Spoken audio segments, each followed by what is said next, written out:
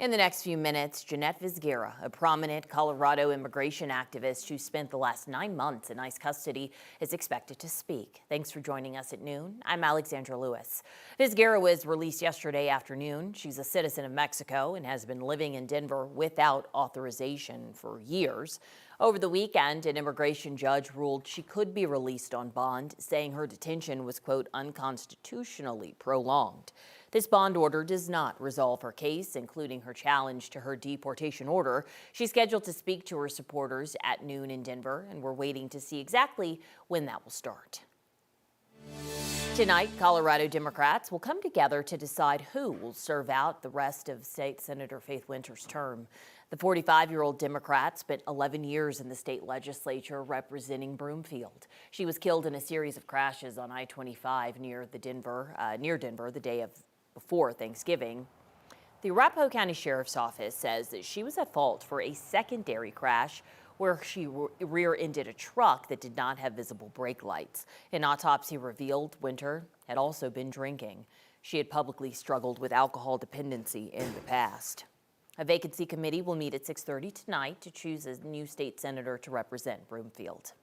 Last night, Denver City Council approved $50 million in funding for Denver Summit FC's new stadium. The process to get here has been pretty long and bumpy. 10 out of 13 Colorado council members voted in favor of the project. There were a lot of concerns over how it would be financed and how it would impact the community. There were several ordinances that the docket says would change the zoning at Santa Fe Yards, essentially freeing up the tens of millions of dollars needed to buy the land for the new soccer stadium. Approval for the stadium deal was caught up in a political battle. Trust issues between the city council and the mayor's office on where city money would be allocated delayed the process. During that delay, Summit FC owner Rob Cohen said the team had been looking at alternative solutions, but now he gets to breathe a sigh of relief. I mean, there's still some T's to cross and I's to dot. As you know, as you heard, this is a complicated transaction, so there's still work to be done. But, you know, this has been a process. This has been the focus that we've had since day one, and it's just nice to get over that hurdle. We think this is a great capital investment that will both drive a huge return on our taxpayer investment. We'll also make sure we have access to own that land long term if anything ever changes. Summit owner Rob Cohen isn't saying what other communities the team was talking to. He says they're all subject to a non-disclosure agreement. For now, the plan is to open the stadium in 2028.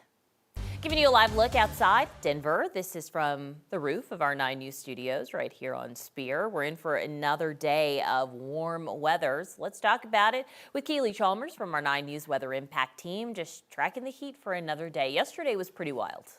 Yeah, we reached a record high, 76 degrees. That was the official high at DIA, beating by 6 degrees our old record of 70 degrees. So yes, unseasonably warm. That is the theme, not just yesterday, but as we head through the Christmas holiday. Right now, temperatures already in the mid to upper 60s, 71 degrees in Centennial. So those temperatures, we are climbing. We're looking at temperatures climbing again into the upper 60s. That's actually our forecast high. May reach up to about 70 degrees. Even here in Denver, certainly a little bit warmer in Centennial. We're at 44 degrees, so cooler in Greeley, 47 in Fort Collins, 30s and 40s in the mountains. But we are tracking, increased cloud coverage. We're getting some southwesterly flow. That's bringing a few more clouds into the mix for this afternoon. And that's why temperatures are going to be a few degrees cooler than yesterday. Not quite as much sunshine. And we're going to be tracking some moisture moving in, but mainly west of the Continental Divide. So we are going to be staying dry, certainly staying dry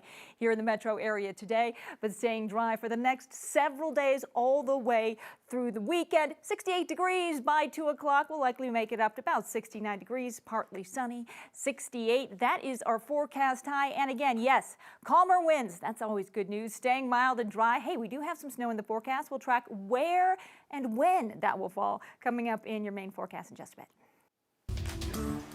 Let's get you a live look out at DIA. The airport says it expects to see more than 750,000 people pass through TSA this holiday season, and today could be one of the busiest days. It really takes an army of employees to keep things running smoothly, and BC's Tom Costello got a behind-the-scenes look at how they do it.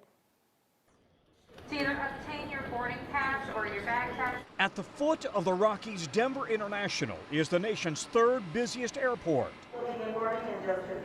A critical hub for Southwest and United, sitting just west of the country's midpoint. From the terminal to United's command center. Boarding complete, Bravo 16, Bravo 16. To the ramp tower. Once you pass Alpha 23, direct to 3 Whiskey. To the runway. Denver is neck and neck every month with Chicago O'Hare for United's busiest airport. And now, the December rush is on. United as a whole will have over 10 million customers. We'll have over 1 million here just in Denver. We get over 50,000 every single day. And if it's Denver, that can mean snow. Earlier this month, United de-iced a record 471 planes in one day as they dug out from 5 inches of snow, starting with plane engines, then nose to tail, wingtip to wingtip. We want to make sure that all frozen contaminants are removed from all the critical lifting surfaces, the fuselage, the tail, the wings. 4 trucks surround a plane on the pad, methodically spraying it down to ensure it's safe to fly. It's not just snow, it's freezing rain, it's frost, it's ice, it's any kind of freezing pellets or moisture that might weigh down a plane. All of it must be taken off before the plane can ever fly. An advanced science based on the lessons of decades-old ice-related crashes. The de-icing ops center constantly tracks the temperature and the forecast. Last year, United went through 1.7 million gallons of de-icing fluid in Denver. Each plane typically takes 10 to 15 minutes to clear. This is not a job that you can be cavalier at. Safety, that's my first and foremost, is the safety of flight. Ensure that airplane is clean before takeoff and before you release it off the pad. This morning, with passenger levels growing, airports nationwide are at all hands on deck. As the big holiday travel rush continues, TSA is warning passengers to prep for long lines at the airport. Experts are sharing some ways you can make your trip smoother. You still have time to do this if you can get into that TSA pre-check. Costs about $85. It's good for 5 years. A second person in your family gets $15 off if you enroll together before the end of the year. TSA also has a program called TSA Cares. That's where they help seniors over 75, people with disabilities, also parents traveling with young kids. They'll help all those groups get through the airport security safely. Meanwhile, experts recommend not parking at the airport if you can help it. Instead, you can use this app called Spot Hero. You ever heard of that? You can find cheaper options very close to the airport.